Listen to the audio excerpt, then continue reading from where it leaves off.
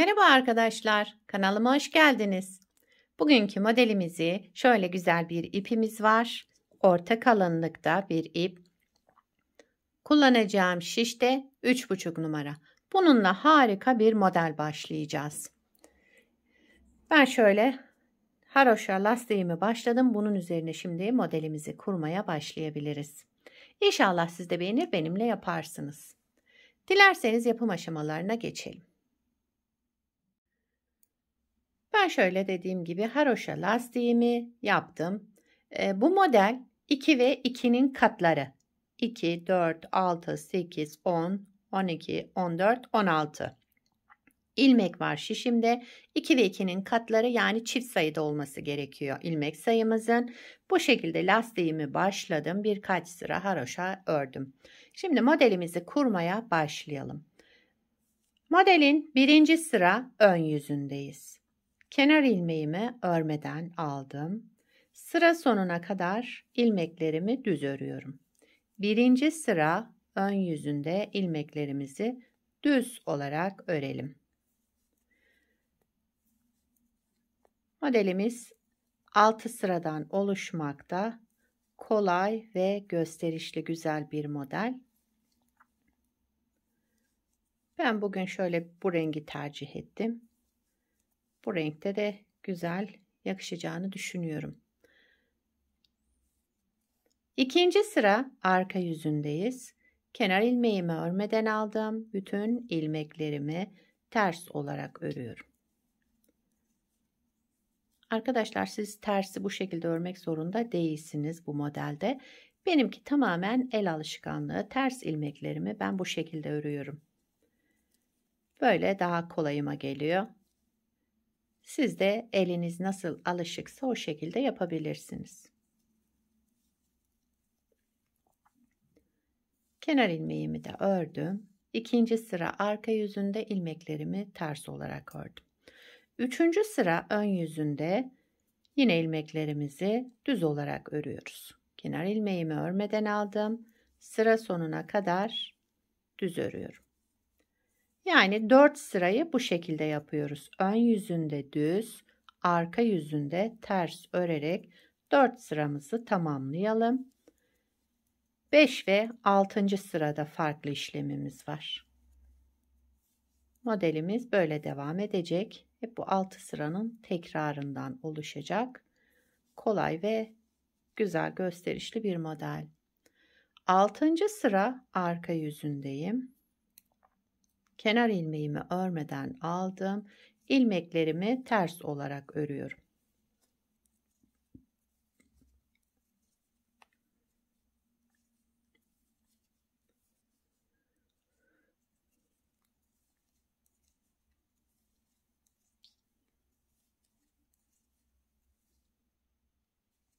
Pardon, ben 6. sıra mı dedim biraz önce?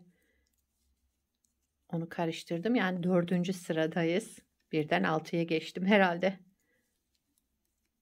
4. sıra arka yüzünde ilmeklerimi hepsini ters olarak ördüm. Şimdi 5. sıra ön yüzündeyiz. Bakın 4 sıra düz örgümüz oldu burada. 4 sırayı bu şekilde tamamladım. 5. sıra ön yüzündeyiz. Kenar ilmeğimi örmeden aldım. Bir ilmek doladım. Kenar ilmeğinden sonra bir ilmek doladım. Sıradaki 2 ilmeğimi ikisini bir düz ördüm. Şişimden çıkarmıyorum. Bir kez doladım. İlmeklerimi bir kez daha düz ördüm ve şişimden çıkardım. 2 ilmekten 3 ilmek çıkarmış oldum. Bir de daha öncesinde bir artırma yapmıştım. Bir doladım. Önce bir dolamamızı yapalım. Şöyle artırmayı, sıradaki 2 ilmeğimizin ikisini bir düz örelim. Şişimizden çıkarmayalım. Bir kez daha dolama yapalım. Artırma yaptım. Yani bir kez daha ördüm. 2 ilmekten 3 ilmek çıkardım. Bir doladım arada. Bakın bu işlemleri yapmadan önce şu aradaki artırmaları unutmayalım. Daha sonra sıradaki 2 ilmeğimi düz ördüm. Bir doladım. Aynı ilmeklerimi bir kez daha düz ördüm. Bir doladım. 2 ilmeğimin ikisini bir alarak düz ördüm. Bir doladım. Yine 2 ilmeğimi düz ördüm. Bir doladım. 2 ilmeğimin ikisini bir alarak düz ördüm. Bir kez doladım. Daha sonra yine düz ördüm. Bu 2 ilmek. Hep işlemimiz 2 ilmek üzerinden devam ediyor. Aralardaki artırmaları unutmayalım. Şöyle bir kez doladım, artırdım yani. Sıradaki 2 ilmeğimi düz ördüm. İkisini bir alarak tek ilmek çıkardım. Şişimden çıkarmıyorum. Bir kez doladım. Aynı 2 ilmeğimi bir kez daha düz ördüm ve şişimden çıkardım. Bir doladım. Yine aynı işlemleri yapıyorum. 2 ilmekten 3 ilmek çıkardım. Sıra başında şurada bakın artırma yaptığımız için sıra sonunda yapmıyoruz. İlmek sayımızda yoksa artma olur. Dolama yapmadan direkt kenar ilmeğimi örüyorum. Şu şekilde. 6. sıra arka yüzündeyim. Son sıramız. Kenar ilmeğimi örmeden aldım. İlmeklerimiz bakın üçer üçer, bir de aralarda doladığımız ilmekler var. Bu 3 ilmeğin ikisini şu şekilde aldım. Bakın ikisini beraber alarak ters ördüm. Tek ilmeğe düşürdüm. Kestim yani burada. Kalan tek ilmekle arkadaki şu artırma yaptığım ilmeği de ikisini bir alıyoruz. Bunun ikisini bir aldım. Ters ördüm. Tek ilmeğe düşürdüm. Yani bir ön sırada hep artmıştı ilmeklerimiz. Şimdi onları tekrar eski sayısına getiriyoruz. Üçlü ilmeğin önce ikisini aldım. Ters ördüm. Tek ilmeğe düşürdüm. Daha sonra tek kalan ilmek ve arkasındaki şu ajuru ikisini bir alıyoruz. Yine tek ilmeğe düşürdüm. Son sıra yani 6. sıra arka yüzünde ilmeklerimizi şöyle ikili ikili alarak sıra sonuna kadar devam ediyoruz. İlmeklerimizin hepsini ikili ikili alalım.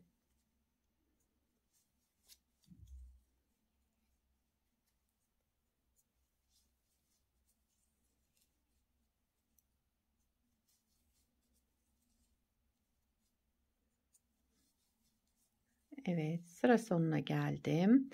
Yine 2 ilmeğim, baştaki 2 ilmeğimi ikisini bir ters örerek tek ilmeğe çıkardım. Kalan tek ilmek ve arkasındaki ajuru da beraber aldım. Şimdi bunun ikisini ters ördüm. Bir de kenar ilmeğimi ördüm. İlmek sayımız eski sayısına geldi arkadaşlar. Bakın son sırayı da bu şekilde yaptım. Modeli bir kez kurmuş olduk. Bakın model kendini göstermeye başladı.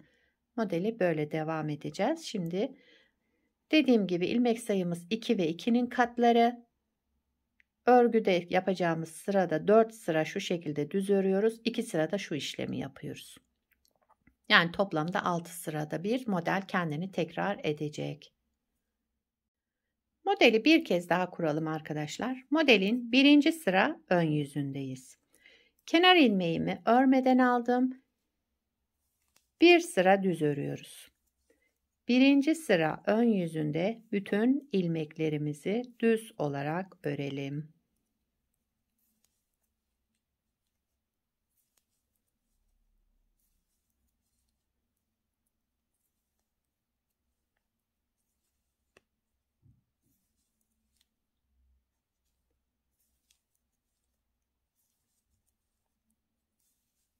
Bu şekilde 4 sırayı tamamlayalım. Yani ön yüzünde düz, arka yüzünde ters örerek 4 sırayı tamamlayalım arkadaşlar. Evet, ön yüzünde düz, arka yüzünde ters örerek 4 sırayı tamamladım. Aradaki şu düz olan kısmı 4 sırada tamamladım. Şimdi 5. sıra ön yüzündeyiz. Modelimizin. Kenar ilmeğimi örmeden aldım. Daha sonra bir kez doladım. 5. sıra ön yüzünü yapıyoruz. Bir kez doladıktan sonra sıradaki 2 ilmeğimi düz ördüm. Şişimden çıkarmıyorum. Bir kez doladım. Daha sonra aynı 2 ilmeğimi Bir kez daha düz ördüm ve şişimden çıkardım. 2 ilmekten 3 ilmek çıkarmış oldum. Aralarda dolamayı unutmayalım. Yine bir kez doladım. Daha sonra 2 ilmekten 3 ilmek çıkartıyoruz. Düz örüyoruz burada da. 2 ilmeği aldım, düz ördüm. Bir kez doladım. Aynı 2 ilmeği bir kez daha ördüm. 2 ilmekten 3 ilmek çıkardım. Bir ilmek doladım. 2 ilmeği aldım, düz ördüm. Bir kez doladım. Aynı 2 ilmeği tekrar ördüm. 5. sıra ön yüzünde böyle devam ediyoruz. Bir kez doladım. Yine aynı işlemleri yaparak sıra sonuna kadar devam edelim.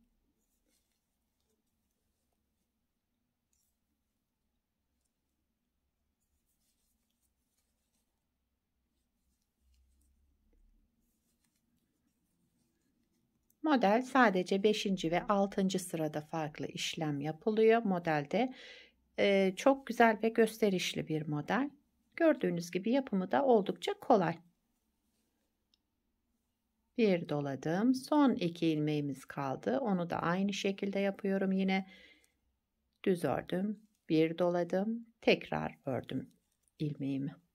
Ve şişimden çıkardım. Sıra başında şurada artırma yaptığımız için sıra sonunda yapmıyoruz. Onu dikkat edelim arkadaşlar. Modelimiz kayar yoksa. Artırma yapmadan direkt kenar ilmeğimi ördüm. Daha sonra 6. sıra arka yüzüne geçtim. 6. sıra arka yüzünde kenar ilmeğimi örmeden aldım. İlmeklerimizi ikili ikili ters öreceğiz. Önce şu üçlü ilmeğin ikisini aldım. Bakın 2 ilmeği aldım, ters ördüm. Daha sonra tek kalan ilmek ve arkasındaki artırma yaptığımız o ajuru aldım. Şu şekilde ikisini ters ördüm. Yani ilmeklerimizi ikili ikili örüyoruz.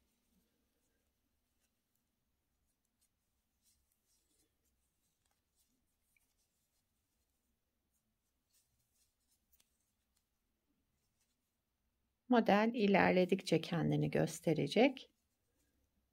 Kolay ve güzel modellerden.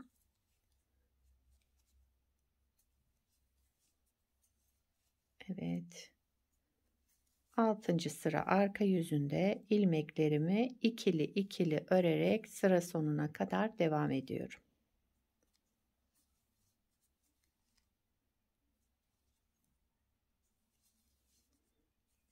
Son 2 ilmeğimiz, pardon şu 4'müş, bunu aldım. Daha sonra kalan şu 2 ilmeğimi aldım ve ters olarak ördüm. Kenar ilmeğimi de ördüm. 6. sıra arka yüzünde ilmeklerimizi ikişer ikişer alarak ters örüyoruz. Yani tek ilmeğe düşürüyoruz. Evet, model böyle arkadaşlar. Bakın 2 kez kurmuş olduk. Harika bir model. Bu renge de çok yakıştı. Bir de şöyle daha önce yapmış olduğum bir parça var. Onu göstereyim size. Bunu da şöyle yaptım. Bunda haroşa lastik kullandım. Beraber yaptığımızda haroşa lastikle yaptık. Bunda da hazır lastik. Yani bir ters bir düz örerek hazır lastik hazırladım. Şöyle bir görüntümüz oldu. Sizce hangi lastiğe yakıştı? Onları da yorumlarda belirtirsiniz. Evet, bunu şöyle kenara bırakıyorum. Modelimizin arka yüzü de bu şekilde. Bakın gayet güzel, temiz bir görüntüsü var. Şöyle kenar ilmeklerimiz. Bu hazır lastikte arkadaşlar ön yüzünde çok güzel, temiz bir görüntüsü var ama arka yüzü o kadar güzel görünmüyor lastiğin. Bakın şöyle, ama ön yüzünde harika bir görüntü. Arka yüzde zaten çok önemli değil. Önemli olan ön yüzdeki görüntüsü. Evet. Bu modeli çocuk örgülerinde, yetişkin örgülerinde, bebek örgülerinde, her türlü örgüde kullanabilirsiniz. Gayet güzel ve uygun bir model. Yelek yapımında, şal yapımında, hırka yapımında hepsinde kullanılabilecek gayet kullanışlı ve güzel bir model. İnşallah siz de beğenir, benimle yaparsınız. Beni buraya kadar izlediyseniz arkadaşlar bir beğeni yapmayı, yorum yapmayı, beni desteklemeyi unutmayın. Yapacak olanlara kolay gelsin. Bir sonraki videoda görüşmek üzere. Hoşça kalın.